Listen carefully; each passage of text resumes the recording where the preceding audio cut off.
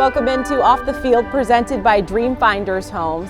Defensive lineman Roy Robertson-Harris joining me this week as we're in the English countryside, so we leveled up a little bit, a little more special this week, I guess. We're doing afternoon tea. Have you done afternoon tea before? This is my second afternoon tea experience. Okay, so what did you learn the first time? First time, I did not have the strainers last time I did this. Okay. It was the tea, like we do back home where we, dip it in our mug, but it's all good. I'm all about experience and learning and everything, so let's do it. I wanted to do something different with you because I feel like you're such a man of many talents, right? So do you just have your finger in a little bit of everything you feel like? I don't want to be one-dimensional, just want to explore as much as I can.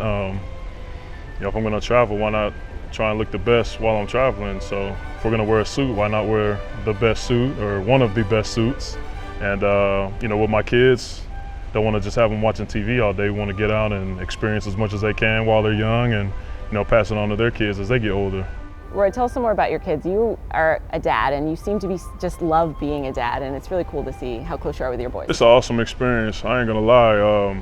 It's the greatest job in the world. We talk about football all the time, but being a dad is awesome. They get to come to my games. They get to experience everything with me.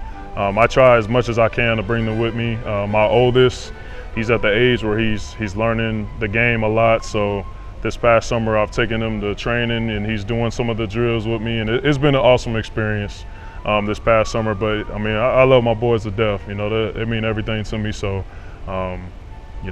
being able to do this and show them what they can do once they're older, it's a blessing. Let's take it back a little bit, because you're a California kid originally, right? Mm-hmm. And then you ended up moving to Texas, and is that Texas football when you realize you're like, oh, this is something I want to get into? My first year in football was my last year in Cali, and I hated every bit of it. I hated playing ball. I hated getting hit. I hated hitting folks. I wanted to play receiver.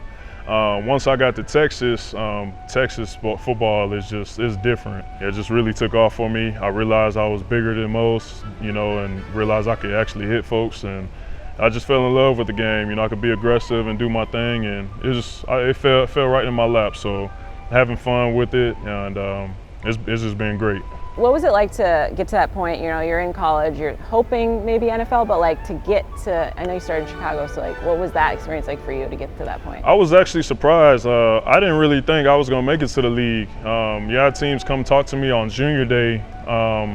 They were taking my weight and my height and everything, and they were telling me, you have a really good shot. I'm like, yeah, right. Y'all don't watch tape. I didn't think I was good enough, and long story short, I ended up going to Chicago, signed undrafted, and just made my way every single day, just kept working, and everything worked out how it should have.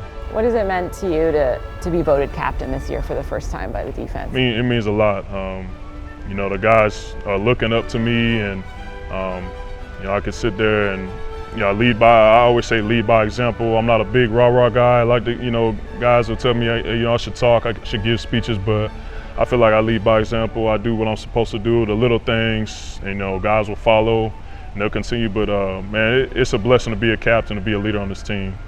All right, I'm going to try to pour some tea now. Oh yeah, let's do some. Yeah. Because I read some of the rules and I feel like we're not fancy enough for all that, so I'm just going to try to figure this out. But what was your tea request again? Jasmine tea. Jasmine tea. Did you have that last time? A little bit of caffeine. Okay. I got some meetings to sit in, so. Okay. I want to make sure I'm locked in, but. What's it been like to be here for 2 weeks? It's been great. The food is different, but we're around the world and we're living our dreams, so there's no complaints.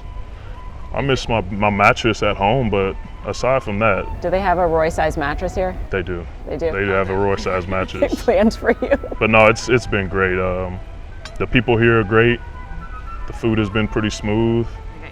Having some, it's all I need is a little bit of honey. The first game here in London was pretty cool because they did that alternate broadcast with Toy Story. Did you get a chance to watch some of it? I watched a few highlights. Some family sent me videos.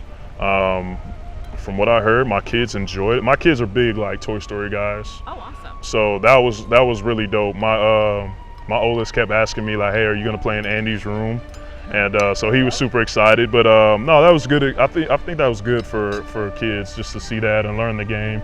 I heard that they were talking about the rules of the game throughout and just explaining it to kids. So I thought that was pretty awesome, for young guys to learn. Yeah. Plus a little nostalgia for the older folks as well. Just remember it when it came out. Does it hit the spot? Oh. Pinky's up. You make that look like the tiniest teacup. I know, I feel like I'm gonna spill my tea. A spot tea, yeah? True Renaissance man. Little do y'all know, on my 23andMe, I'm 22% British. Really? So, quarter British over here. Really at home. I don't know if the accent's on point. They might not like that. I'm sorry. I'm a little spread out. Got family from everywhere. Happy to have you on the Jags. We're gonna get into this tea time, get into some of these tarts, I think, but that wraps things up for Off the Field with Roy. Cheers, mates.